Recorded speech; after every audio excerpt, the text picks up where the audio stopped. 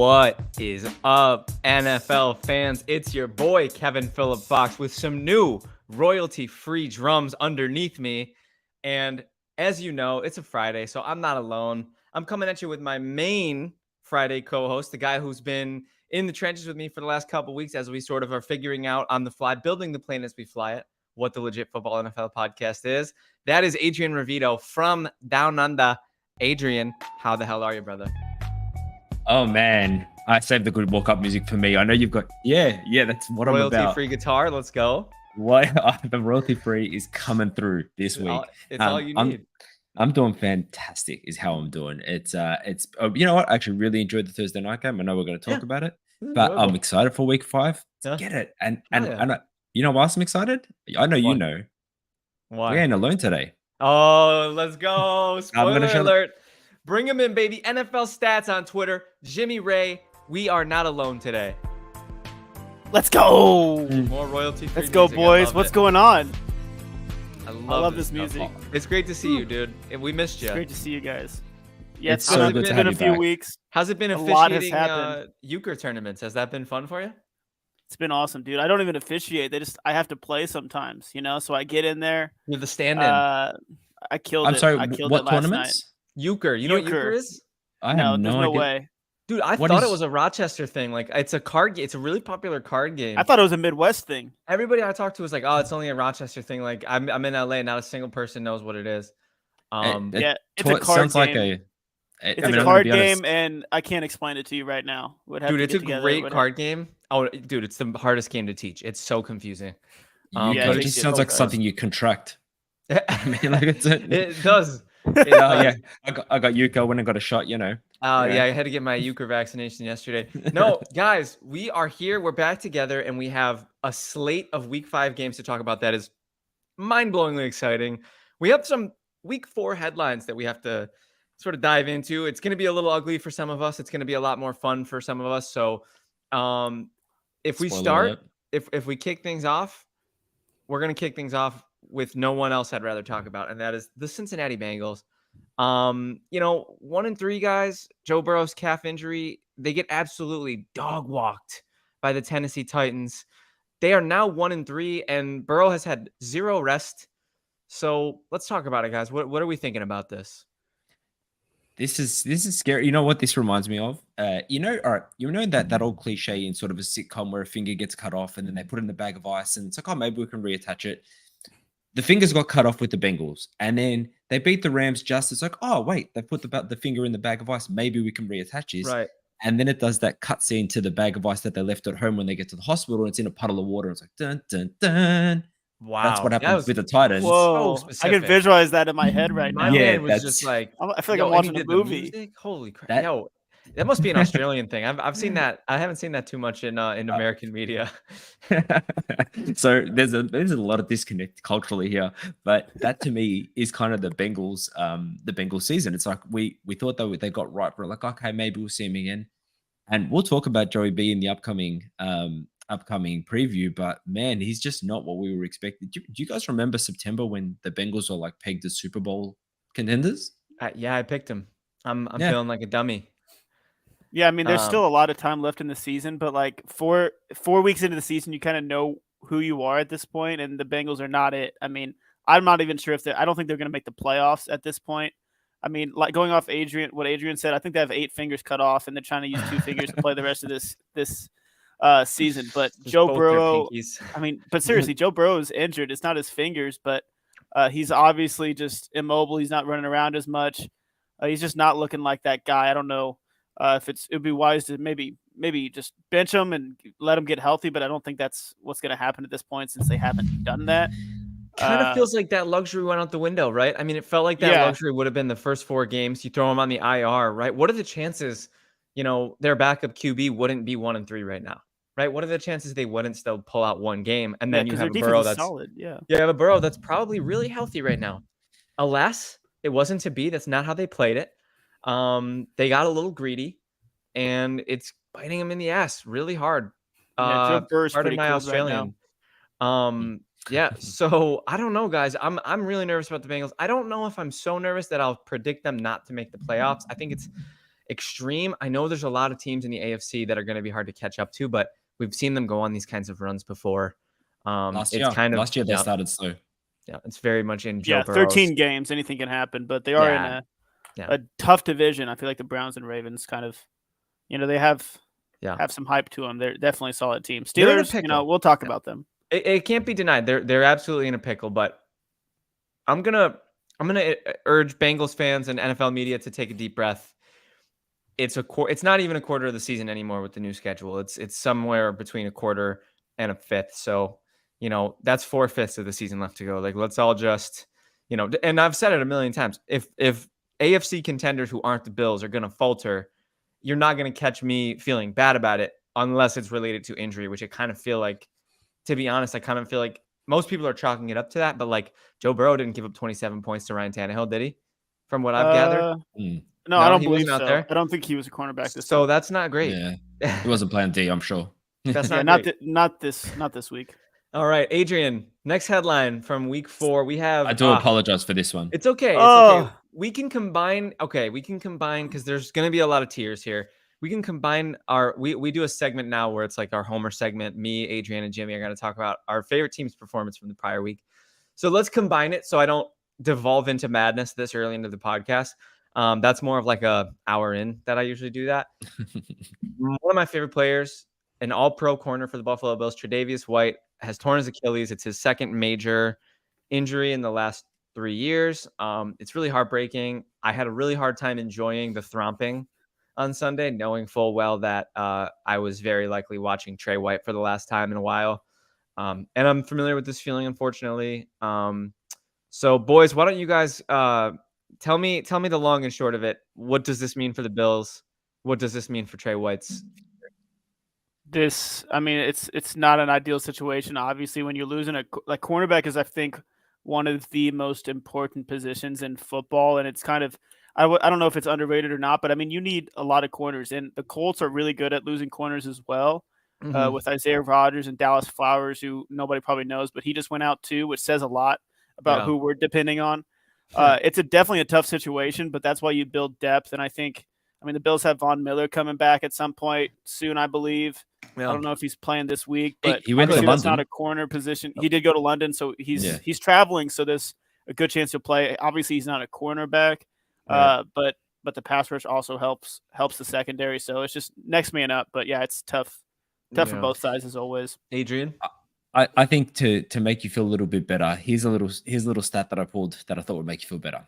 Here we go. The Bills are ranked top 10 in passing attack, rush, receptions, pass block, run defense, pass rush, pass coverage. They are one of the most balanced teams. So it sucks to lose a guy like Tre'Davious White, but they've, every team's allowed to have a weak spot. And at the moment, the Bills kind of don't. Now they, maybe their secondary is starting to feel a little bit like exposable, but I think you've got the pieces and the weapons to sort of come back. So I don't think. I love the optimism. And cool. I agree with you, Robot Kevin. I was going to say that. Literally. I am optimistic. Yeah, I am optimistic about this team either way. I'll come out here and say, like, okay, so, right, if we're looking at it more like, I appreciate your guys' perspective. You're both bringing really positive, optimistic viewpoints. And I'm not going to be pessimistic, but I'm going to try to be realistic. Christian Benford is our CB2. He was a 6th-round pick last year, and he shockingly won the starting job over our 1st-round pick, slated to be the starter opposite Trey White, Kaiir Elam. He did that last year, and through 4 games, Kaiir Elam, 1st-round pick, 1st-round pedigree, father played in the NFL, has been a healthy scratch for 4 weeks. He's extremely gifted physically, and I was really surprised he couldn't beat out either Christian Benford, 6th-round pick from last year, who's been playing great for the record. He had a shaky game or two, but he's gone up against the likes of Devontae Adams. He's gone up against the likes of, Tyreek Hills and those kinds of players. So I'm not particularly down on Christian Benford. I don't think he's a CB1, but I digress.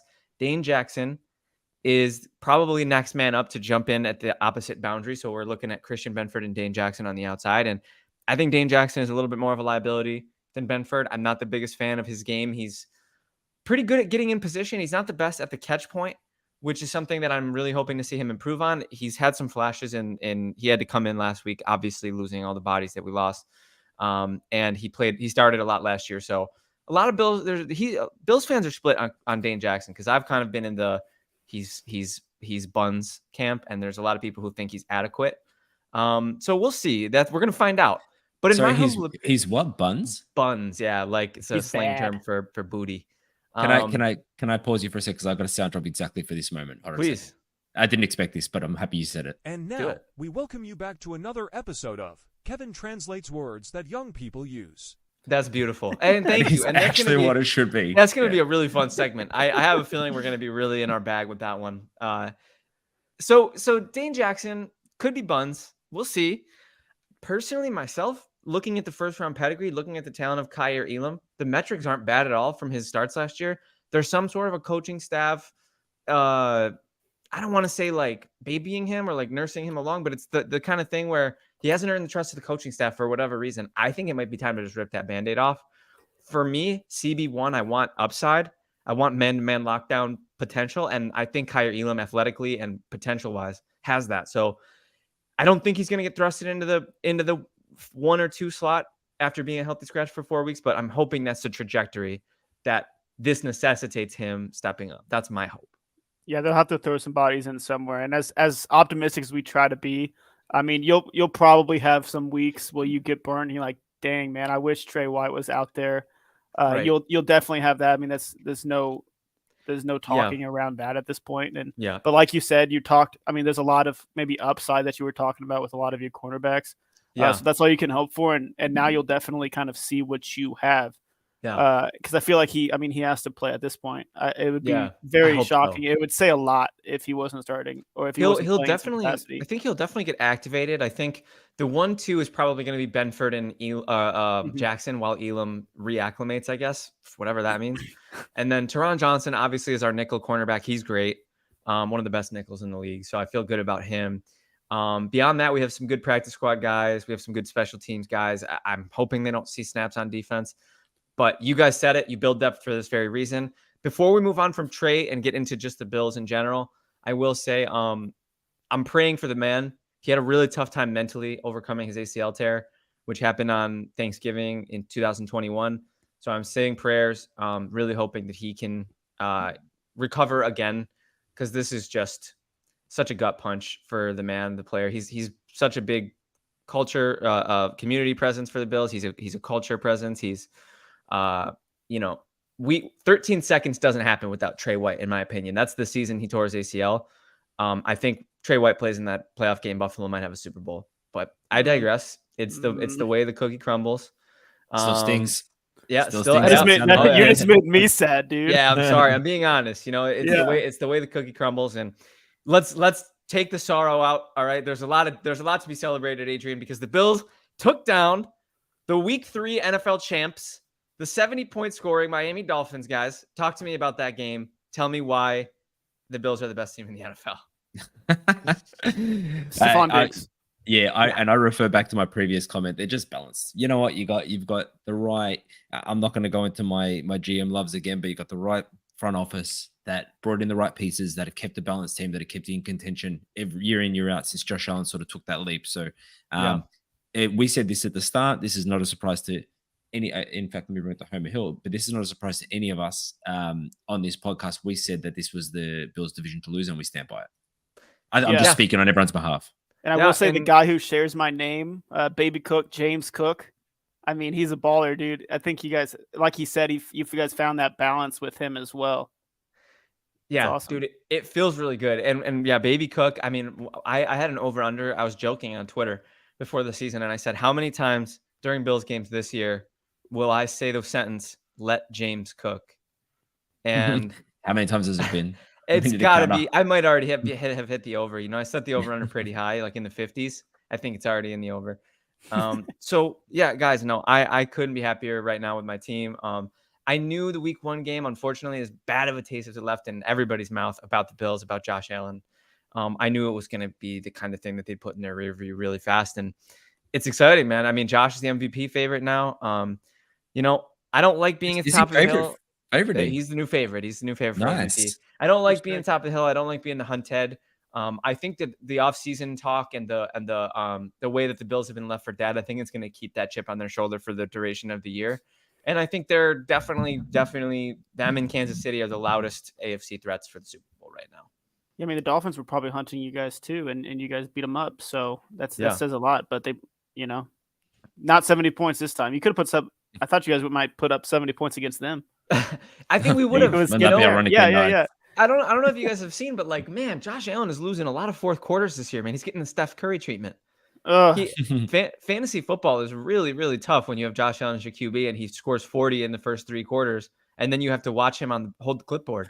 So tough. It hurts. It's annoying. It's like having DJ Moore and him not getting that 4th touchdown. It's tough. Oh, it's so sad, dude. That ref blew the whistle way too early. Shout out to Mike here. Josh Allen isn't trying to carry the entire team now. They will beat Jacksonville by 6 points. They are gelling at the right time. I couldn't agree more, Mike. And let's just hope it extends this year. Let's hope they Only gel 6? into January and February. But we appreciate the love there, Mike, in the comment. Homer Hill, Adrian. This is probably the part of the segment you're dreading. I was. Look, and I will say, Homer Hill is. I'm going to talk about the Packers real quick, but just to anyone who's in the chat as well, feel free to drop your takes on your own teams. I'm probably going to put in some things about my teams that are not my team, but the Packers. Look, I'm concerned a little bit, but I'm not overly concerned. I wasn't expecting a playoff run this year. I'm still kind of not, but they've done better than I expected. Jordan Love has shown more than we wanted him to show, and definitely enough to show that he can be someone. That's really what matters. Bakhtiari's out for the season. That absolutely sucks. Horrible. But at this point, I'm kind of like, you know what though, and I've said this before, I'm kind of bitter. It's like, dude, you got paid, and and it's not your fault. Injuries suck, but he haven't played. You played what, four games since that contract. So I'm kind of like, look, he's a legend in Green Bay. He and at his prime, he was one of the best left tackles in the league. He'll probably be on New York next year. He'll probably be back with A-Rod. Yeah, probably. Yeah, be honest with you. So anyway, look, I'm not overly happy with it from, so I'm also not overly sad. It is what it is, and I think they've got a good get right game this week, which we'll talk about when they verse the Raiders. 2-2, right? Yeah, 2-2, and Jordan Love's been one of the bright spots of the team and one of the fantasy football darlings of the early season. So shout out to Jordan Love. If I were you, my panic meter, I'd be at like a 3. Only reason it's not a higher is that was Detroit. Like, they're slated to be a contender, and that's also the only reason why it's not a 1 too, because that is a team you're going to have to play a lot over the years, and it seems like they might have your number right now. So they do. Look, I'm not sweating, but like I'm moist. Like if I put a tissue here, it would stick. It's not. He's like, I'm not sweating, but yeah, I'm not sweating. But then that meme where he's just dripping sweat is me. I love it. All right, and Jimmy, let's talk about your Colts, man. Okay. How about them Colts? Let's start with like Tough the loss. first half. Jimmy was going insane. He was just like, "What is happening? Why can't we get anything moving? Why can't we stop anything?" Puka Nacua is the greatest player in NFL history. That's what I came. Puka Mania. Puka Mania. At the beginning of the season, I was like, "How do I say his name?" And now I know his name far better than anybody else because I got a buddy who calls him Puka Nuka. Puka Nuka. I like that. I love that. It's hilarious. But I didn't like him this past week. I mean, the Colts just they weren't doing anything in the first half. I thought the game was over. Second half, Anthony Richardson, the guy who I'm watching all season. I think this is what this season's for. He's awesome. He's tough. 4 rushing touchdowns in 3 games, like 2, not even 3 games. I mean, he played a full game, so that was awesome to see. But he showed he kind of had that dog in him. Our secondary, we do not have the dog in him there because we just left Puka open in overtime. Not the smartest idea. That was a good game winner. Impressive game winner. Yeah, it was. But I'm seeing Anthony Richardson this season. I see success so far in how he's kind of slowly gotten better each time, and I hope just to see more out of him. And I hope wouldn't he even stays say healthy. Slowly, Jimmy. I wouldn't even say slowly. I think he's not a playmaker. Slowly. Yeah, all kind of thought that Anthony Richardson would take time, and it kind of feels like if there's going to be strides, they're going to be from good to great, not from bad to good.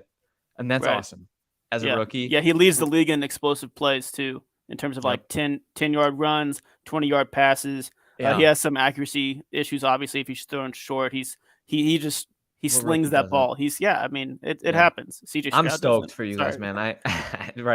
No, I'm stoked for you guys, man. I think both of your teams right now are at a spot where they're learning about their franchise centerpiece, which is the most important thing in years where contendership is not at the forefront.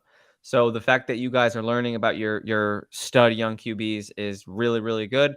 start figuring out how to build around them. I liked the chemistry Richardson flashed with Pittman early in the season. I didn't love 1 for 15 last week. No. Player like Pittman, you got to get going, in my opinion. They even wore the Step Brothers shirts before the games. Did you guys see that? Wow. Kind of I a didn't. Oh my great, gosh. great shirt, but then to go out there and get one catch, I mean, come on. Yeah. John C. Riley would never. But I digress. Homer Hill, we've arisen and we have declined. We have made it over Homer Hill. And anything else you guys want to talk about from week 4 before we move on to week 5? Let's get into I week think, 5. yeah, let's get it. Let's get it. Yeah, let's do it. So we got Thursday Night Football recap, week 5. So I'm gonna let you guys kick this one off because I did watch it. I do have thoughts, but you guys are just better at talking about football than me. So I'm gonna let you guys take the reins, and I will Stop. listen. Adrian, let's start with you. Yeah, so look, Justin Fields, that's the second time he's put up a strong first half. That they happened to hold on to the lead this time. That was great. He's starting to pass the ball more. You got to hope that this kind of translates into a better passing game because, like I've said, the first couple weeks, their passing game was horrendous. As a DJ Moore fantasy owner in 2 dynasty leagues, I was very happy to see his performance. It was, I don't know, there's a lot of hullabaloo about this stepping out of the line or not, but it is what it is. He's still got 3 tuds, 150 odd yards. So really, really happy. I think the Bears are not in the worst place, but I still don't rate Justin Fields. I still think you need to put it together for a full game. They gave the potential to lose this game. On the other side of the ball, the Commanders D is kind of as advertised. They went to sleep a little bit for the first half, but then, Chase Young is playing great. Montez Sweat came back to life. Daron Payne has been amazing. Yeah, look, I don't think they've got too much to worry about. Sam Howell, same deal, went to sleep. He got a bit of yards in garbage time of the first half, but then he just sort of started balling out. And Sam Howell has not pedigree, but just Brett Favre-esque things to me, like this gunslinger who's going to make mistakes, who's going to throw down the field, and he's going to get intercepted, but he's also going to have these games where he just balls out. Yeah, I agree. Yeah, I mean, Sam Howell, he was running through some defenders too. He was playing tough. He was getting banged up. He was getting back up, and I was like, man, that's some good things to see out of your quarterback as long as he obviously doesn't get injured. But the Commanders did not have a lot to be hopeful for until like the second half for a little bit, for like 1 quarter maybe. I was like, oh, maybe the Commanders can come back. But Justin Fields, man, he's the first Bears quarterback to have 4 touchdowns in back-to-back games since Jay Cutler, and he's only the second to ever do it. Those are the only 2 quarterbacks to do it in Bears history. Not too much of a surprise there, but Justin Fields has been balling out. He's been throwing the ball well. The last 2 games have been like a 180 from how the beginning of the season started, so that's awesome to see from him. The Bears needed a win, and that's what it comes down to at this point. I mean, regardless if you're hoping for a tank, I mean, you're not going to go winless, right? So I mean, get that win under your belt, get your team rolling, see where it goes from there. But I think they have. I can't pull up the schedule off the top of my head, but I think they have somewhat of an easier schedule coming up. So hopefully we'll definitely see what happens from there. So yeah, it's definitely really interesting to see how fast and furious narratives are in the NFL, because if you had told me after week 3 that Justin Fields would have a statistical outburst, I probably wouldn't have believed you. And, if you had told me before the season that Justin Fields was looked at as the most dog water, get him out of my lobby quarterback that the league's ever seen, I wouldn't have believed you. And now we're back kind of full swing of the pendulum. Fields is this dog, and everybody loves him, and he's getting all the love on Twitter. And it's like, man, I can't help but think that like me, Adrian, and Jimmy are always just telling everybody to, yes, ride the wave because we're fans and it's what we do. And, we talk about it on a podcast, so we contribute to it, but let's all just let things happen. You know what I mean? There's so much overreacting in the NFL on a week-to-week basis, and narratives just go so crazy. I think Fields is fine. And I think fantasy, you could hold. Personally, I might trade off those 2 games because I don't know if his value will ever be higher. Same with DJ Moore. Adrian, I'm looking at you. I got bad news for you, mate. we joked about it on the fantasy Q&A show last night. I said before the game, trade DJ Moore. Now trade DJ Moore. Now that game happened, trade DJ Moore, because if there's a bag to be held, if the bomb goes off, you don't want to be holding it, and you could probably go out there and get some really big value off that game. So that's my take on those two. I think the Commanders. That seems like a strategic take. I'm expecting a trade proposal in my inbox later Right, today. I right. reckon. It's reverse psychology. No, if I'm the Commanders, I'm really disappointed. Not in Sam Howell. He does look pretty good. He's got a lot of grit. Love the way he was fighting last night. But I'm disappointed in myself. Like, you're playing an 0-4 team on Thursday Night Football. What do you like? People were talking about the Commanders as threats to win the East, or threats to not win the East, but to make the wild card. I feel like they're frauds. Is that a hot take right now? Can we say the Commanders are frauds? No, I think a big problem here is Ron Rivera, if I'm being honest. There was one point there where I think it was it must have been 4th and 2. And Sam Howell made this gutsy run, got him up there, and then the field goal unit came on. It's like, dude, you're down significantly. You're not going to win this game with field goals. Yeah.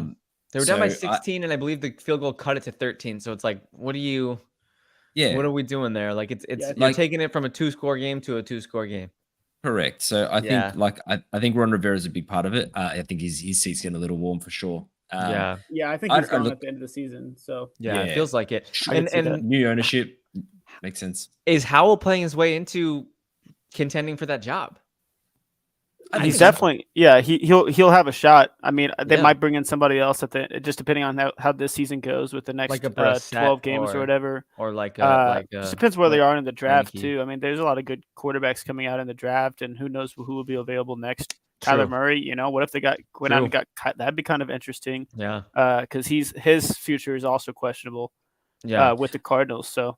You know what I could see as a storyline? Kirk Cousins back to the Commanders. Oh, that'd be awesome. That'd be awesome. I'm all about it. Yeah, I saw him on the list. They put down the list of like most starts in franchise history with them, and Kirk Cousins was right there. I was like, man, dude, you like that, man? I like that. Kirko was great. Oh, we got Jade Dragon in the chat. We love Jade Dragon, man. He's been in the fantasy Q&A show. He's an OG of the legit fan. So we appreciate you, man. Do the Panthers trade for T. Higgins or Hollywood Brown, guys? Thoughts?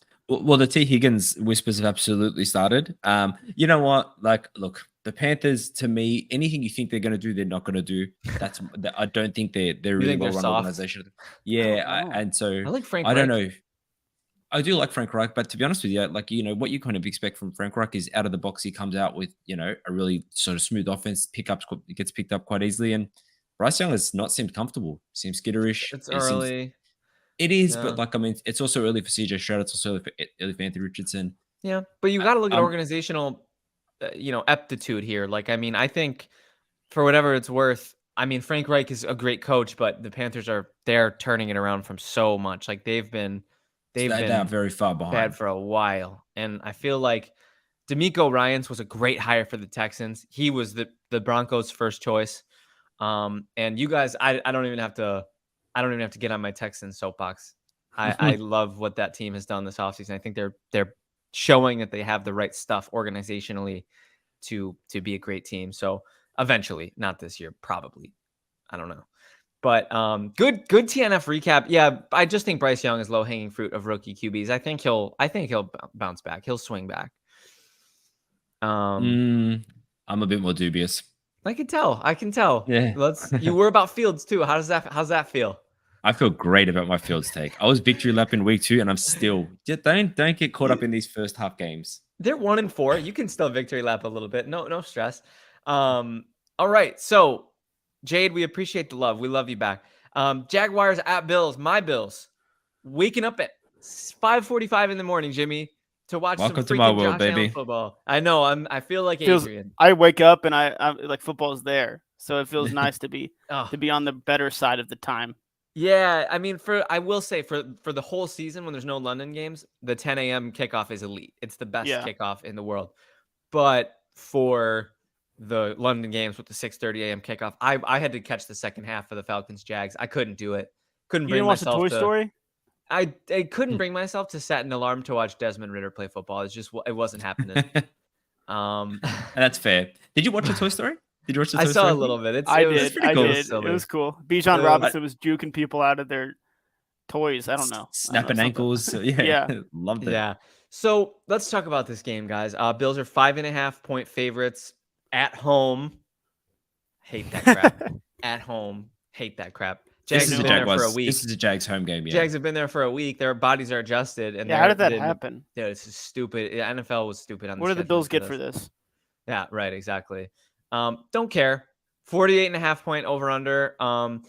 They landed today. Josh Allen said he was really caffeinated. They're pushing through. They're not going to sleep until tonight in Europe, which whatever time that is, it's probably soon. Probably now, actually. I'm hoping my precious boy is tucked in under a little pillow and blanket, and I hope him and Diggs just had a pillow fight and they're eating candy and Hot cocoa with some marshmallows. Yeah, literally. Yeah. No tea. They're in London. Of course. but I'm so excited, you guys. I think it's going to be a really fun game. Europe games are always a little fluky and weird, so I'm looking for a little bit of a weird start to the game, as always in Europe, with sleepy-eyed teams. But I think that with the Bills' stifling defense that they've been playing, yes, they're down Greg Rousseau, but they might be getting Von Miller back. Yes, they're down Trey White, but hopefully we see some Kyer Elam. I am super, super excited to see these two teams face off because the Jags were thought of as AFC contenders prior to the season. Lawrence was the favorite for MVP. He's kind of played his way out of that conversation so far. So this should be a good test for both teams. I'm inclined to say I'll go with my prediction and then I'll let you guys go off. I'm inclined to say that I think the Bills are going to win this game. And I think they'll pull away late. I don't think it'll be as decisive as it was last week. That was shocking. I could have never thought 48-20. I think my prediction before was 38-34, Adrian, something like that. I think I'll go with this week a little more of a modest score for the Bills. I'll go with a 31-20 game. Bills taking on and beating the Jags. Yeah, it's weird. This is basically Jags home game. In fact, London has their largest fan base is Jags, and they've been there a couple of years in a row. They've been there a week. They've acclimated. So I think they'll keep it closer than we sort of expect. But I'm with you that the Bills take this one away. I don't think this is. I mean, if I talk about the Jags team and how high I was on them, Trevor Lawrence has played himself out of that MVP discussion. Calvin Ridley came out strong, but has really dropped off. Both much to my chagrin because I love them both. But I'll say 27-20. I think it stays closer than we expect because of that jet lag factor. But yeah, Bills to take the win. Yeah, I think the Bills will cover as well. I mean, the Bills are just, I think they're head over heels above the Jaguars. I think the Jaguars need to kind of show what they could be. I think last year they showed it a little bit. First week they showed it a little bit. But I need to see more of it compete against the Bills this week. Hell yeah. I think we're all on the same page. I think my sneaky play of the week, Jags are sneaky bad against tight ends. Smash Dalton Kincaid and Dawson Knox. I've been saying it all year. I love yourself some Dalton Kincaid. Just waiting I'm waiting for the Dalton Kincaid game. I feel like it's coming. It'll come. I wouldn't be surprised. Yeah. I wouldn't be. He's the young gun. You know, that extra lost sleep. It's not. You know, he just got out of college, guys. That extra lost sleep that's a Tuesday for him. He was probably playing all his games at Utah, hungover. So we'll see. We'll see what happens. He wears cowboy hats. Come on. At Utah. And next up, take it away, guys. So next game is mine, Saints at Patriots. So over under of 40, which makes perfect sense because this is going to be a defensive game. I think we can all agree. Mac Jones is starting. So even though he got pulled out of the game, Bill, I don't know if any of you guys call it the post game, Bill was not very happy, but he said he just pulled him out because there was no sense keeping him in there, i.e. they had no chance to come back. Yeah. Oh, yikes. And in terms of collars getting hot, Bill's on the hot seat, right? I'm not crazy in thinking that. A little crazy. Is that crazy? I think you might have diplomatic immunity, bro. No, I need honest opinions because I think that Robert Kraft is really eyeing him. I don't think he'll get fired. If anything, it'll come out like as a mutual, like he's leaving. But I honestly don't think. What's the Patriots way? The Patriots way is when you've outlasted no matter how good you are to the team, when you outlasted your value in their eyes, you're out. Tom Brady is a perfect example. Yeah, but I feel like Bill Belichick kind of created the Patriots way, so he's like the owner of it in a way. I mean, he's the guy that brought all those championships to the city. Yeah. So it would be hard. I feel like the NFL, it's a little different. NBA, they're probably just throwing to the wayside, but the NFL, it just feels like there's some sort of allegiance there. But I think it would end up being, I mean, either way, it'll come out as a mutual decision if that ever happens. But I do think if any time that does happen, it would probably be now. I don't blame you for thinking that. Speaking of narratives, I would love to see Bill out and then back to the Browns next year. Anyway, I digress. That'd be hilarious. back to the game. So Mac Jones does not look good. Bill O'Brien really hasn't fixed the regression that happened last year. Pats are ranked 30th in points per game.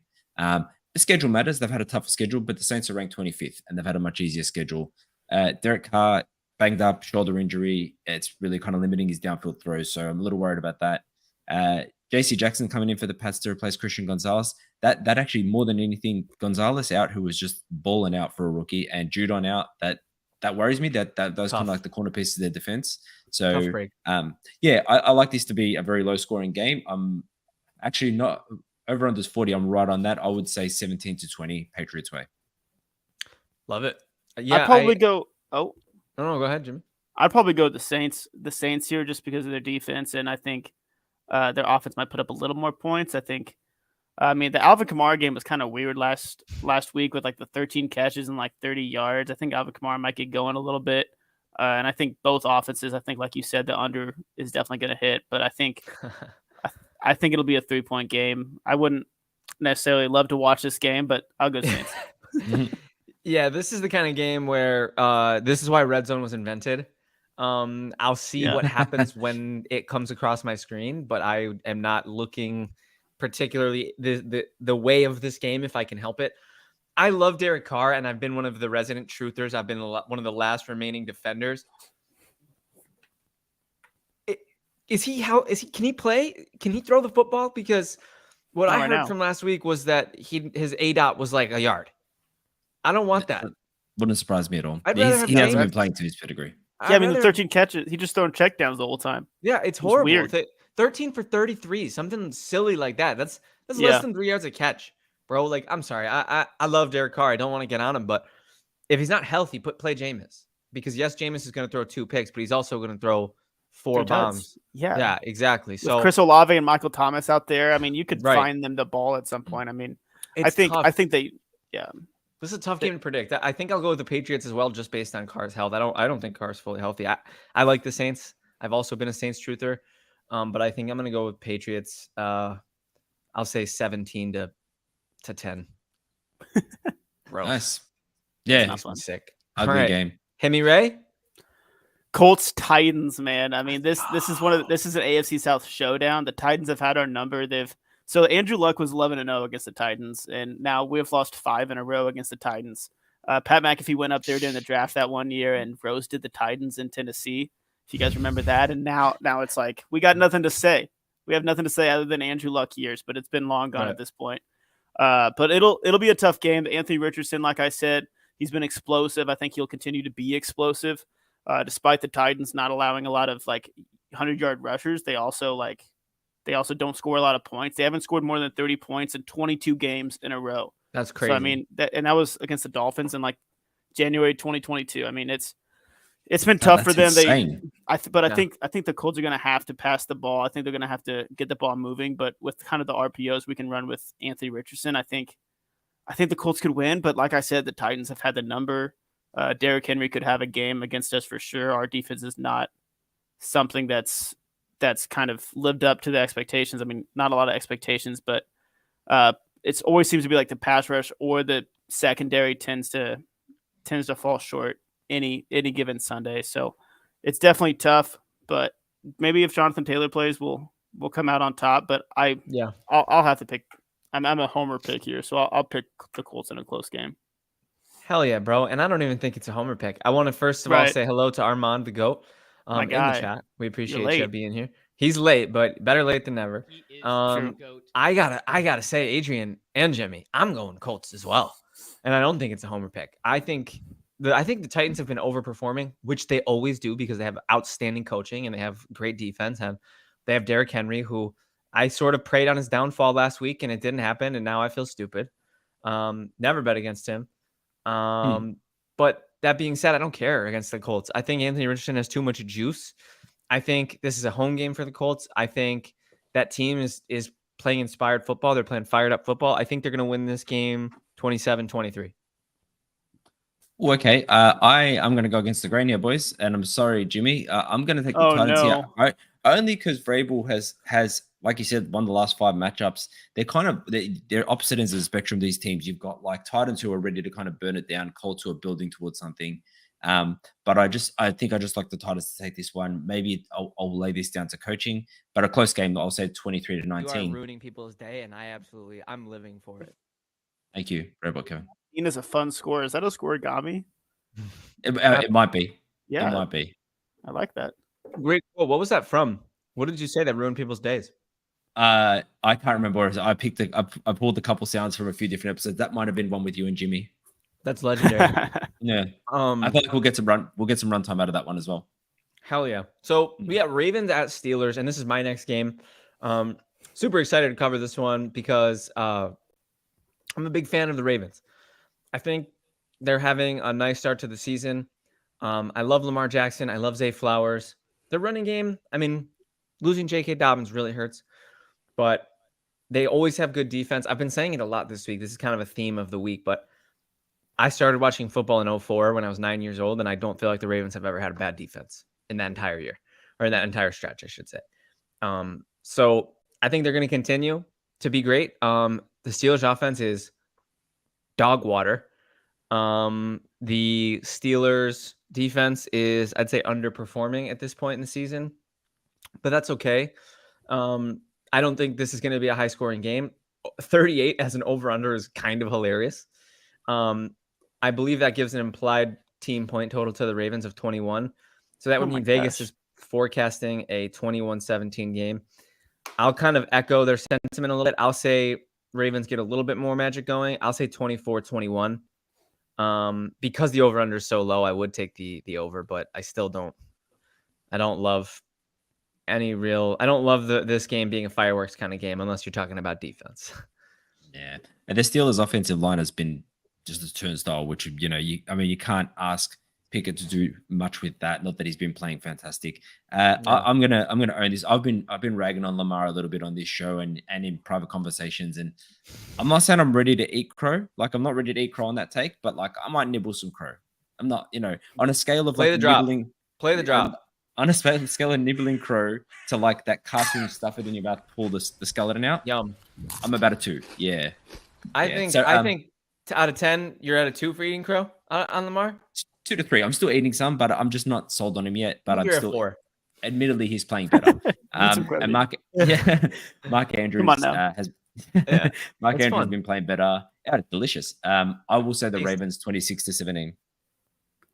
Yeah, I feel like when the Ravens and Steelers play each other, it's kind of like the Colts Titans. Like, no matter where they're at in like their history, their season, like how good they're doing, like they're going to compete against each other. But the Steelers offense, I mean, with how high of hopes that we could have had. I mean, there's a lot of playmakers and stuff, and Kenny Pickett kind of made it interesting, but their offense has not put up a lot of numbers, and Lamar Jackson just went off against the Browns' solid defense. So I got to pick the Ravens here. I think and their defense is solid too with Roquan Smith coming out. I think Roquan Smith said that you're not a Raven until you beat the Steelers. I think he went out said that in his press conference. So I think Roquan Smith will have a little dog in him just because it's the Steelers. So I'd go them. It just, the Steelers looking like Mike Tomlin's not going to get that 500 record that he desperately needs, that we all desperately root for, regardless if we're Steelers fans or not. I mean, but yeah, Ravens. Give us a score. I'd go 24-14 Ravens. 24-14. Adrian, we got to document these because I give them and then I forget what I predict, and then I'm like, I would have no idea. You know what I mean? We got to document these because I feel like we got to stumble into a correct one of these weeks, right? I feel like we will. Look, I write mine down, and so I got to start doing that. Check them, because I like the victory lap when I'm correct, but I don't like to talk about when I'm wrong. Yeah, exactly. Yeah, I'm surprised there's no what did you do last week? The flashback videos, though, that was so fun. You know what? I didn't have any to like flashback, and I'll be super honest. I tried to get a few extra drops. This is the scab producer in me. That I didn't have a whole lot of time to make some videos. Didn't on the show Joe predict the Cardinals to beat the Cowboys, and then we bet a cold brew on it? Yeah, that was. And then you showed the flashback. Yeah, right? flashback. Yeah, correct. Yeah, it was funny. Jimmy, you missed it. It was funny. Oh gosh. Oh, here we go. This one's age, right? Yeah, this is a rough game. Look, it's Anthony, our producer Anthony's Lions. They're coming off a hot win against a kind of dismal Panthers team. The Detroit Lions are just going to like eat here. there's not many offensive lines worse in the NFL than the Panthers one, and the Detroit's D line is playing fantastic. They hit Jordan Love 11 times, and keep in mind the Packers' offensive line is not terrible, admittedly banged up. The lines are coming off a mini bye. They're going against the. I'm trying to remember. I had the number for like what their ranking was on run defense. Sorry, 24th it was 24th ranked run defense, and they've got Montgomery, they've got Gibbs. That's going to be a problem for the Panthers. Jared Goff is 7 of 11 for 20+ yard throws this year, and with Jameson Williams coming back. So I like the Lions to kill it here. Bryce Young has led 1 touchdown in the last 10 quarters. He's got no weapons. They've got a 32nd dead last ranked rushing attack, and with Miles Sanders injured, not just saying that I called Miles Sanders being bad, but whatever. Yeah, that's right. And Chuba Hubbard is their next in line. They can't QB sneak. Receivers aren't open. Look, I can go on and on. I'm just gonna say the Lions are gonna destroy here. Panthers are gonna get garbage time touchdown to bring it to 17-31 and make it look more respectable than it will be. Yeah, 27-13 for the Lions. I think, like you said, the Lions are on a roll right now, and I think the Panthers are not so much. I think Bryce Young, it's only been 4 games. I'm not going to take anything from this, from the first 4 games, other than just watching him and seeing how he competes. But yeah, the Panthers are not in a good spot, and I don't think they have a first-round pick either next year. I think that's the Bears. The Bears have the top 2 picks right now, if I'm not mistaken. But that win last night kind of changed it up. But Mike's predicting a big Lions thromping here. Lions by 12, stating they have the best running back duo in the NFL. Armand, I actually believe St. Brown's been downgraded to doubtful. I think it's a sure thing he won't play. Yeah. I didn't know that. And another fun fact, actually, as per my fantasy team, Jahmyr Gibbs has been a late addition to the injury report. He was a limited participant Friday after not being listed the previous 2 days. So, and it looks like the injury, it's not specified what I'm seeing on my fantasy blur. I'll see if I can get something. Not great, guys. I still think they're going to win. It's the Panthers. If this was like a tighter game, if this was like the Eagles or something like that, it might swing me, but I think this is still, I'm going to agree with you guys, and I don't really have much to add to this game. I'll probably say that this Jameson Williams might be back. That's true. He's That's questionable. That's a little helpful. I'll probably say that my score prediction is going to be Lions. I'll say 31. Panthers, I'll say 13. Dog walk. Terrible game. All right, Jimmy Ray, you are up, my good sir. Giants Dolphins. It's one. It's fun one. I put in my notes. Dolphins offense good. Giants offense not good. Daniel Jones is the offensive line. I think it's always a mix of both. I think we always say that it's not one or the other. And Saquon Barkley not being on the field for a couple of weeks is tough. But their defense showed some sparks last week here and there, but their offense is just atrocious, and I don't think the Giants defense is going to stop the Dolphins. I could see like a 31-13 game. I could see something out of the ordinary, some kind of a blowout win, unless the Giants can pull themselves together and find something that they did last year, because they were kind of like the underdog story last year with Brian Dable coming in, winning a playoff game. But Dolphins, I think, are looking for a bounce back game after a tough game against the Bills, and I think they found one. So, I agree. The best bounce back they can have. Yeah, I agree, and I think Jimmy, you might have even undersold just how many points the Dolphins are going to score. I think they're kind of bottled up. I think they're kind of that's fair. Probably a little frustrated. We're looking at a 70-point game that turned into a 20-point. Like that's a 50-point differential from week to week. So I think they're gonna course correct a little bit here. I don't know if it'll get to 70, but I think 50 burger. I'm thinking like 41, 42, 40. I'm going to say 42-20 is my score prediction for that game. I'm going to go 36-10. They signed Chase Claypool. Not that I expect him to play or make a difference, but that was announced today. The Giants are ranked dead last in both offensive and defensive points per play. They are just a bad team at the moment. Right now, it's looking not great. Imagine if Chase Claypool just comes out and scores like 3 touchdowns with the Dolphins. Yeah, seriously. He probably won't play though. Guys, I'm starting to think the Giants are who we thought they were, and I'm starting to think I might be eating some. Hey, Adrian, give me some crow here. I might be ready. I think I have to. You do. I was going to say, remember when this is a while back? I said I'm going to pay Jones, I should pay Barkley, tag Jones, and you and Brian both dunked on me because it's a QB, bro. I know. I feel you. All right, hold on. Let me just say this: the Giants are 1-3. They're about to play the Dolphins and get dog walked. Following week, Daboll returns to Western New York, and I will be in attendance at Bills Giants Sunday Night Football, October 15th. Guys, Giants are going 1-5. That is Oh, a wow. rough My run mouth. for the Giants. How do you make the playoffs from 1-5? I mean, how Yeah. they suck. And I do. Yeah, the Dolphins did it 1 year. Probably- That's it. I'm gonna Probably like sell my Giants shares yeah. right now. Sorry, guys, I was wrong. Is anyone buying them? Who's buying them? Well, you know, it I'll might buy just them be- low. I'll Yeah. hold. I'll hold. Yeah, you hold until they go. Yeah, They're up. worth so- Bitcoin startup money at the moment. Right, Like they're right. like GameStop. 0.001. Yeah. I'm one of those people who held GameStop.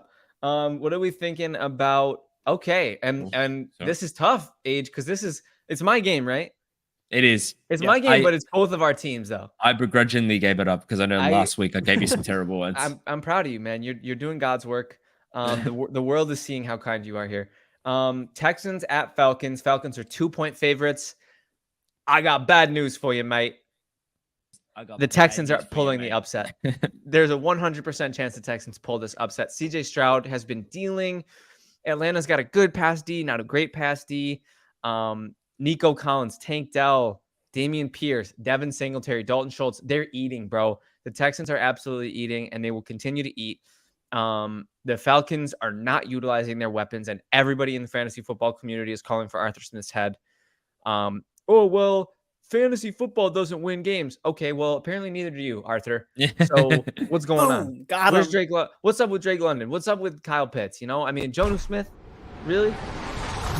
We're doing it. Thank you. Scorched you. earth. Scorched. Yeah, I'm pissed. I'm pissed at the Falcons. I love the Texans. Look, Bijan's great, and I hope that they keep feeding Bijan, but take the training wheels off or replace Ritter because we're getting to that point. You guys saw Matt Collins scream at him in London. It's a real That was not a thing. good look. The hatred is Not a good there. look. Ritter's starting to sour. Everybody's starting to sour on him. So that's all my analysis. I mean, Adrian, I halved it for you so you could kind of get in there and maybe. I was look, bad cop. You can be good cop now. I can't give you anything. Ritter is making bad decisions. I think you know what it is. I think with the Falcons, I don't hate. I'm not calling for Arthur Smith's head. I'm calling for Ritter's head because they really shouldn't have gone in. Who's behind him? Heineke? Yeah. Get him in there. Get him in there. Like, what are you doing right now? Ritter is losing you these games. You've got weapons galore. Pitts has been non-existent for how long? So I don't believe in the Falcons only because I don't believe in Ritter. And I think in this modern NFL, if you haven't got the quarterback, you got nothing. And that's to your point about Daniel Jones. You pay the QB first because you need the QB. Yeah. On the other side of the ball, CJ Stroud averaging 9.8 yards attempt, 0 turnovers. How's this? Listen to this for a stat. He's the 6th player in NFL history to average 300 yards a game with no interceptions in the first 4 games of any season. Don't know who the other 5 are. Take some guesses who the other 5 would be. No, not Peyton Manning. Oh, he was? Peyton Manning, Cool. He threw a lot Peyton of Manning? picks. when he was young. Tom Brady, Drew Brees, Patrick Mahomes, Aaron Rodgers. Oh my That's all. gosh. Yeah, that was He is, and I'm not saying that he's any of those Decent guys yet, group but to I'm be just, in. yeah, that's good company. not So bad. I think the Texans pull the upset as well. I'm going to say 24-20. Yeah, I think it'll be an interesting matchup. CJ Stroud versus the Falcons, kind of secondary. I think they play solid. But as I've said, I think since the preseason, Desmond Ritter's not it. Taylor Heineke's. I think I called Taylor Heineke like the breakout player for the Falcons this year. Eventually, that'll come. I was pretty hard on him, and I think they kind of deserved it.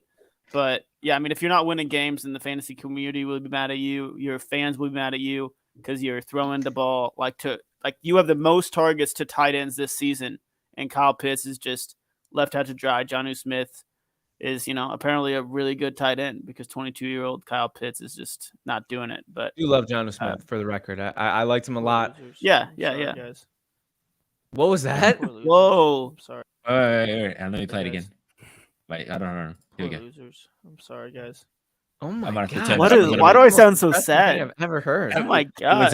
was the winners and losers draft that one was. I remember my that. God. Oh, because we felt so gosh. bad about calling them losers. I love that. Yeah. That's I'm sorry, beautiful. guys. I'm sorry, guys. We're bad people. Accurate. All right, let's keep it moving. H, what you got for me? Bengals at Cardinals. Take it away. This is I mean, look, a couple weeks ago. Actually, this felt like a dumpster fire for the opposite reasons before the season started. I was saying that September so long ago where Cardinals were kind of like the pick for number one pick, and Bengals were like the Super Bowl, and how times have changed. So where do we go? Bengals offense is stilted, 3 offensive touchdowns in 4 weeks. Burrow has had more touchdown-free games this season than his 3 seasons combined previously. And it has been, and I've got to remember the number here, it's been 9 weeks, something, since the Joe Burrow injury first surfaced itself. And Zach Taylor still has Jake Browning as your backup. What are you doing? Like, what are you doing?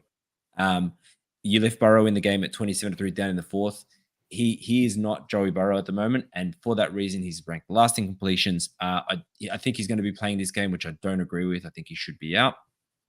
On the other side, plucky Cardinals. We called them plucky, and I stand by it. Sneaky good coaching. They've ranked 2nd in 4th down decisions. They're really making good calls. 11th in passing, 6th in rushing with James Conner. I'm putting this down to coaching, to be honest with you. Josh Dobbs is just playing above his pay grade. I don't know if we have been. Look, I haven't been watching a lot of the games. I've been looking at a lot of the sort of post games and looking at the stat lines. 70.7% of his passes, 814 yards through 4 games. Like, who would have predicted Josh Dobbs? So, how's this for you? I like the Cardinals to upset the Bengals, 17-23. Is it even an upset at this point? I don't know. Yeah, it's fair call. I mean, obviously with the spread and stuff, it's an upset. But yeah, I'll go with the Cardinals as well. I just can't pick the Bengals right now. And I think Joshua Dobbs, I don't know if it's because he's on one of my fantasy teams and I picked him up before the season just as a last resort because I have Kyler Murray and I wanted to see what would happen. But I think Kevin is on mute right now. I don't know if he's trying to talk, but Damn it. I think I was saw making so that. many great points. And I'm living for it. How long was that? How long was I on mute for? I was like over here just singing my little songs. I don't know. I just A little saw bit. you start talking. I was like, So funny. I think I knew what you were saying, but I was like, No, I miss your voice, man. I think age is spot on here. Yeah, it is like technically it's an upset, but I don't really think it is an upset. I agree with you, Jimmy. Yeah. So Joshua Dobbs, Cardinals, coaching, everything Adrian said, I agree with. I think it'll be a close game. Bengals need to win this, so they might pull it out, but I'm not ready to pick them, especially with the spread. I would pick the Cardinals. So, Cards for the upset. If Armand's saying it, then I'm saying it. Yeah, I would say we don't say this often, but Chase, our 12-year-old fan, if you're in this game, go and bet on this. This is a great way to dip your feet in gambling. Go and do it, mate. Take the handicap. Dude, I 23-20 Cardinals, and that's an under. So I like the under here. Wow. And I like 23-20. Who would have thought we would be doing this? Yeah, it's ridiculous. It's absolutely ridiculous. But Weird. That's the NFL for you, man. Every year. All right, Jimmy, take it away. Eagles at Rams. Yeah, we got a couple fun teams here. The Eagles are a solid team. The defensive line, their offensive line. I think it'll be a fun little game between the Eagles offensive line and Aaron Donald. I'm excited to see how that goes. Cooper Kupp is looking to be back as well. Cooper Kupp and Puka Nacua. I think that'll be interesting as well against the Eagles secondary, who haven't been playing their best football recently. I think that's kind of the route to go for the Rams, and I think that's the route that they would have chosen to go if they had to anyways. But the Eagles, they have 2 players in the top 10 in terms of yards from scrimmage. DeAndre Swift has the 2nd most rushing yards this season, and he has the most rushing yards by an Eagle in the first 4 games since LaShawn McCoy in 2013. So my guy DeAndre Swift, like I said, narratives after week 1, DeAndre Swift's not it. They're not using him. What's going on? And then he had his chance, 170 yards, couple tuds. I mean, this guy's been balling out. But Puka Nacua, he has all the stats right now. He's playing better than Cooper Kupp did in his Triple Crown year right now. I mean, it's absolutely unbelievable. I'm leaning the Eagles, but I kind of think this is a very close game. I think it's like a 23-20 game. Throwing that score out there, that feels like a score that is popular. So 22-20, and you're taking Philly? 23-20 Philly. Yep. Yes, sir. I like it. I'll say I am slightly unimpressed by the Eagles 4-0. There's an art to winning football games that you maybe should enter that you don't play your best in. So shout out to them. I mean, good for you being 4-0. But they're not getting a lot of style points. And they're not really knocking my socks off really in any sort of way. I mean, they run the ball well. They have a great offensive line. I'd like to see Hurts throw the ball a little bit better. He was my preseason MVP pick. It's kind of aging like milk that you left out. No, I'm just kidding. Okay. Just regular milk in the fridge. Not great. Giving it the smell check. Might be throwing it Making out cheese in the fridge right now. I Yeah, might it's be throwing been a that one out. week I too might- long. You forgot about I it. might be pouring that one in the sink and Eat eating some more cottage crow. cheese. Yeah, it's Yeah. delicious. Yeah. But that being said, they're still the Eagles. They're still probably one of the top 3 teams in the NFC, probably one of the top 5 to 6 teams in the NFL. So, I think they're going to handle the Rams. I think their defense will stifle. Matt Stafford has not done well against great pass rushes. The Bengals destroyed him. That was one of the hardest things I've had to watch this year. It was Stafford get sacked like 11 times or whatever. So I think Philly's going to win this game. I'll say 27-21. Yeah, I think I like what you said. I agree with you that I'm not impressed by their 4-0, but this kind of reminds me of Vikings last year, the Packers a couple years before when they were the first 13-3. Teams like that tend to keep that consistency. They win these ugly ways and they win and win and they don't get exposed until the playoffs. I'm not saying the Eagles are going to be exposed, but I don't think they've played as good as their record. I've kind of flip-flopped on my prediction. Yeah, I started with Rams. I went to Eagles. And now I'm going to go back to the Rams. I'm going to say 26-23. It's a real close game, though. I don't know how to pick this one. I love it. We all have it as a 1-score game in the 20s. So under, fire it up. And yeah. So we're back to me with this one. Chiefs at Vikings. This is a fun game. It's in Minnesota. The over-under is 52.5. Hallelujah. Oh my gosh. Hallelujah. That's a heavy score there. I like the Chiefs in this game. I think Patrick Mahomes and Travis Kelce are going to have one of their signature games. Although the Chiefs have been kind of not unsimilar to the Eagles, a little unimpressive through 4. Almost fumbling the bag to Zach Wilson. Yes, that Zach Wilson. Did not look pretty at all last week. We can all I hate the low-hanging fruit of blaming their refs, but we can all look at those handful of plays and say that was sus at best. Very, very much so. There's the holding call, the Sauce Gardner one, probably waiting to go back until the ball was picked was not great. That's not a great look.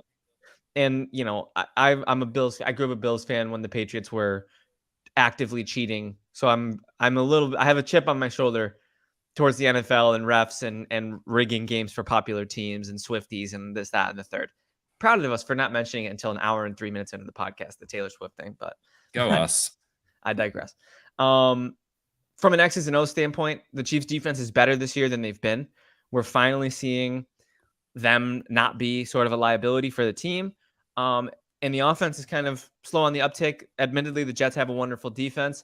No shockers that Josh Allen and Patrick Mahomes both had their worst games of the season against such a phenomenal defense. But I think Kirko will get it going enough to have a good fantasy day. Jeff, I'm hammering the over on their numbers and I'm playing them, but I still think the Chiefs are going to pull it out. I'll say 38-28. Nice. Yeah, the Vikings D doesn't do much. They don't have the pieces there. Love Brian Flores. I also say, I don't know if you guys watched Mahomes in the quarterback series, but I see him in a new light. I see him as a sort of next level competitor in some ways, just mentally. And I just, everyone was talking about how Zach Wilson outplayed him. He's coming back ready to just burn teams.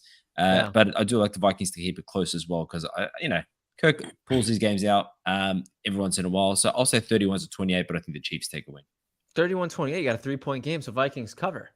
Yeah, I think the Vikings will stay very close. I think Jefferson will have a huge game as well. Yeah. I mean, all the Vikings games this season have been 1-score games, and last season they were like 11-0 or something in 1-score games. This year, not so much. 1-3, and I think it's going to continue to be at 1-3. I think it's continued to be that way. I think it's 34-27 Chiefs. I think the Chiefs are going to come out and kind of ball out like Adrian said. I think they have something to show this time, and I think the Chiefs offense. I think regardless of if they're playing their best football, I think they're a good team. They find ways to win, just like the Eagles. That's why they were both in the Super Bowl last year. So I got to go them. I'm not a fan of the Vikings defense other than Harrison Smith, who's having some solid games. But I did think that I liked what you said, Adrian, about the competitiveness of Mahomes, but I also did think that at times he came off a little corny. He's super. I mean, which NFL players aren't? Well, they've all got that cheese. Russell Wilson. Yeah, you're right, Jimmy. No, but I liked the whole when he was going at Max Crosby, I loved that. I thought that was awesome. He was like calling him out and talking smack to him and screaming at him.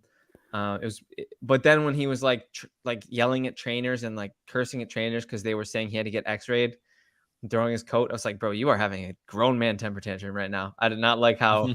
So but you're right. He's a competitor. You can't deny he's got that dog in him. Next game, Age. Cue it up. All righty, this is mine. Let's go. I was not excited to talk about this game. What I was going to do is I was going to put this on a timer. But you know what? To pay credit to Ahmad, who is the GOAT, who's always been along with us, I'm going to give it the love it deserves. Hell yeah. The GOAT. There's Brian McFadden coming in. So look, Zach Wilson was playing better last week. He was playing with confidence. He completed to 10 different receivers. 7 of those got multiple catches. They've said that Breece Hall's not on a snap count anymore. That's nice. They only started that's injured. DJ Reed taking out IR. I'm talking about the Jets here, and their defense is, we've just talked about the Jets defense. It's special. They're not playing probably what we expected, but they're definitely playing above average. And the Chiefs were very lucky to win that game against them because of the Jets defense, not because Zach Wilson. But he's got some confidence. He's also playing now against a defense that is they can't stop a cold. I'm not saying Russell's back to being Russell, but I will say the Broncos are ranked 5th in offensive points per play. Sneaky revenge game. Sean Payton, Nathaniel Hackett. I don't know if vengeance. It's probably vengeance game. Yeah, it is. It really is just beef. Yeah, a lot of beef. So that's going to be interesting. And I kind of, I say this. I think I've said this almost every week. It really sucks how much the Aaron Rodgers injury hurt the game. And this is another example because I would have loved to see Aaron Rodgers against Sean Payton here defending his boy. I don't love Nathaniel Hackett either, but Aaron Rodgers doesn't have to play against my team. So I think I'm gonna take the Jets to win here because the Jets are sneaky my team as well. Aman showing you some love. So I will say 22-18. Let's stay there. And you're saying who gets the dub? Yeah, Jets take the win. Nice. Yeah, Jimmy. the Broncos are favored here. Yeah, by 1.5 at home. I'm taking the Jets as well. Like I think it's gonna be like 17-14. It's gonna be a tough game. But I think Zach Wilson will kind of play his heart out a little bit too. They could score more than that. I think the Broncos defense last year, they were phenomenal. They were only allowing like 22 points per game. I know they played against the Dolphins this year, but Broncos are averaging like 38 points per game, something like that allowed, and like 478 yards per game. So that's kind of where I draw the line is the defenses for both teams. The Jets have been playing solid against solid teams, and the Broncos aren't exactly there yet. Russell Wilson has been playing solid. I think we can't forget that, with how much he was dogged on last year. It's just weird how there was a role reversal with their offense and defense. But maybe that's a Sean Payton thing. Who knows? But I got Jets 17-14. I love it. And I'm going to be in lockstep. We're going to go 3 for 3 picking the Jets to win. Shout out to you, Armand. Believe it or not, you guys, and because it's just the 3 of us. You're welcome. And because this is a private conversation and nobody else will hear, don't tell anyone. But I actually, in a league where I have Geno Smith as my fantasy QB, I picked up Zach Wilson to stream this week. Yowza. It's a 14-team league. It's a 14-team league. I had to scrape down the bottom of the barrel, but I actually think he's going to have this. I think he's going to have a sneaky good game. He dealt against Kansas City last week. That fumble was so hard to watch because that just – and they never got the ball back. And that happened with like 8 minutes left in the game. They never got another chance. It felt like Zach Wilson, the way he was playing, was going to go down there and tie it up or take the lead, which would have been so lit. But alas, it wasn't to be. We keep it moving. Jets are 1-3. Their one win was a statement win, signature win. I think they're going to win this game. I'm going to say they're going to win this game 20-13. 20-13. Yeah, I will say Breece Hall coming back. He's not on the snap count anymore, so he might ball out a little bit. They might use him a lot this game, but hopefully for fantasy owners, including myself. Breece Hall's going to eat. Yeah. My pops, Martini PK. Don't forget about Russell Wilson. He can't always suck. It's true. He could. Dad, you're right. But against the Jets, he will. We've seen way greater quarterbacks look like trash against the Jets this year. So I'm predicting Russell Wilson to have a tough day at the office. And Armand, I'm with you on this. It'd be good if it was a sliver of hope for Zach Wilson's play, but I don't think he's going to sustain it. I hope for your sake he does. I hope he can hold it till Aaron Rodgers comes back and the script writers for the NFL rejoicing as he plays through the playoffs. Right. And also, Armand, you thanked Adrian and Jimmy, but you didn't thank me. Not cool, man. Just saying. I'll just All pop right. it back up one more time. Yeah. He jumped the gun. Yeah, he jumped the gun. I don't know about that one. It's okay. He's just still. We'll mad sit at here me. and wait. We'll wait. We'll Yeah. wait. It's fine. Yeah, he's still mad at me. All right, let's keep it moving, fellas. What else do we got today? You guys Two gave games me to game go. of the week. I appreciate that. There we go. Oh yeah. Game of the Cowboys week. at 49ers. I mean, this game is going to be awesome. Brock Purdy has been looking phenomenal. I think people are underestimating the fact that he's balling out. I know he has a lot of people around him, but he could easily not be as good as he has been playing. Christian McCaffrey, MVP. I mean, let's talk about that a little bit. He has like 600 yards, not 600 touchdowns, and 7 touchdowns. There's only a few other running backs in history that have started out that well. He's on pace for like 340 attempts rushing or something like that. So hopefully that doesn't keep going. But I love seeing him healthy. I love seeing him balling out. If you have him on your fantasy team, awesome work. You did it. Good job. But the Cowboys, they're leading the league in third down conversion rate, so that's solid. But when they get to the red zone, they're bottom 3 in terms of getting a touchdown in the red zone when they get there. So that can be something they worked on. They held Christian McCaffrey to 57 yards in the playoff game last time they played against each other. But guess who came out on top? The 49ers, and I think the 49ers will stay on top this time. But I think it'll be like a 27-24 game. 49ers. So Love it. Question from Armand in the chat there. Does Randy Gregory, I think the trade was announced today, wasn't it, from the Broncos? Yeah, Yep. probably not since it was Might just be a today. bit, But might be a quick turnaround. Yeah, I don't It's think soon, so. yeah. I'm gonna piggyback on what Jimmy said. Great analysis, Jimmy. NFL stats always brings it. I personally think that the Cowboys are sort of retreating in their shell a little bit. We saw they're winning games, which is what matters. But we're not seeing that statement like offensive outburst that everybody thought they were going to see, which is kind of killing me a little bit because I did draft Dak in our legit football dynasty league. So I'm a little bit annoyed at the lack of fireworks that we're getting from that team. But look, they're winning games. They're playing great defense. Thank you. That's Demon was yelling at me because I forced him or tricked him into drafting Justin Fields. Like the genius, and now I feel like a dummy because I traded the pick that went to Fields, and Fields is looking like a dog. So, and Jimmy, you were actually right there too. You took Trevor right between us. yes, I sure did. So I'm happy with that. That was a fun draft. I was really trying to get Fields or Trevor and trade down. It ended up not working out, so I'm stuck. Yeah, you guys were like, "Who are you taking? Who are you taking?" I was it like, was a lot of collusion. Not collusion, but there was a lot of discussing about those picks. Yeah, you jumped me, and I was like, "Perfect." I was going to pick Trevor regardless. So yeah, or somebody. It's a told private me. conversation. No one knows, Kevin. Doesn't matter if it's not a lot. No one's watching. Nobody knows.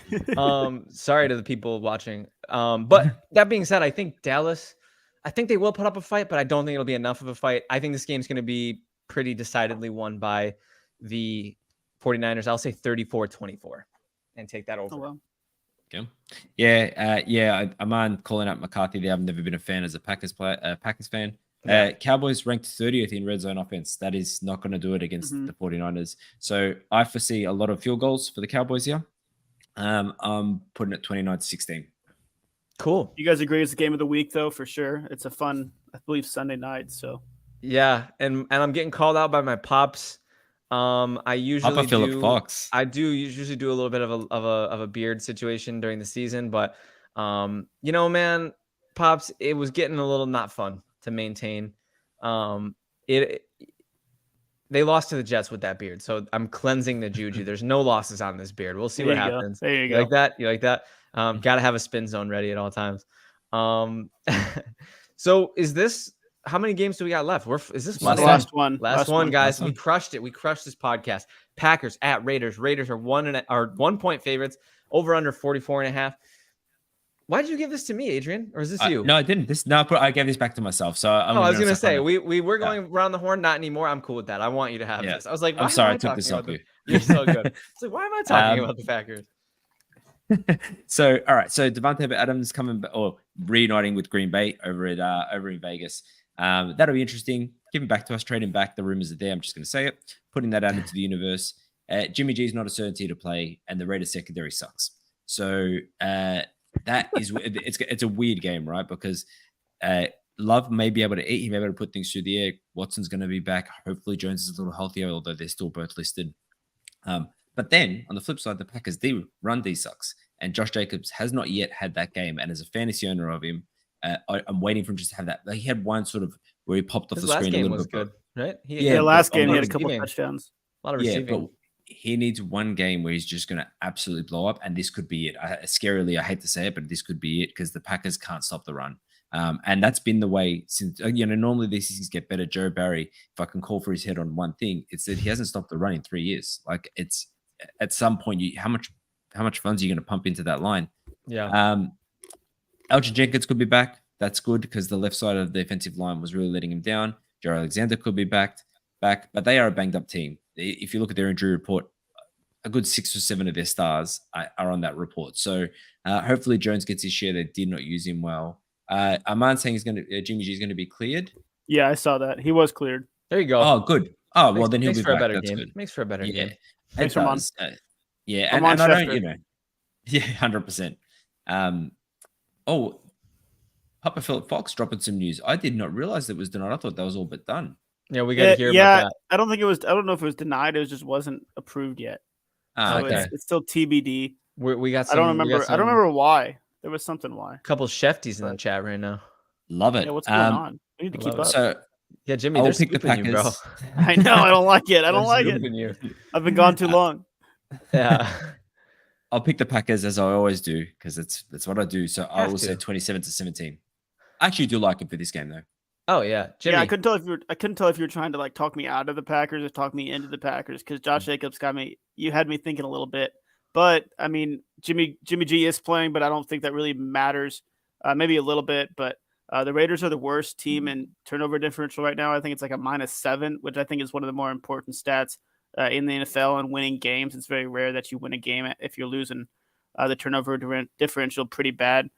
But I think the Packers have been playing solid. I'm going to go with the Packers. I think it's going to be like 24-17. Yeah, I actually can't believe this line. Raiders +1. Are you kidding me? Feels weird. Raiders have looked like one of the worst teams in the league at times this year. I will go out on a limb and say Packers win this game. I'll say 30-17. I think Jordan Love has a get right game, even though he still had good numbers last week. He kind of, I mean, it was a lot of garbage time. He didn't look as good as his numbers looked. So, and that's kind of Adrian. His detractors will say that that's how he's looked all year.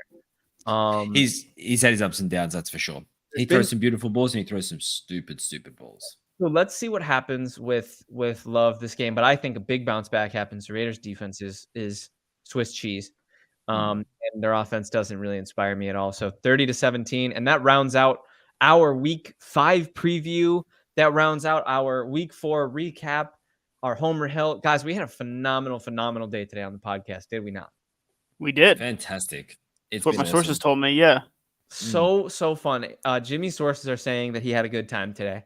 Yeah, which is had a all great that time. matters. Yeah. Armand, Martini PK. We had Mike in the chat. We had Jade Dragon in the chat. We had a phenomenal day in the chat. We love you guys. We're so thankful to have you. Subscribe to the Legit Football Daily newsletter at legitfootball.com. Check out our Tuesday and Thursday podcasts, the Waiver Wire Show and the Fantasy Q&A Show. Check out NFL Stats, Buffalo Trill, and Adrian Revito on Twitter. Did I get that right, Adrian? You did. Is there an underscore in there somewhere? Adrian _Revito. Underscore between the two. I should have it in my title.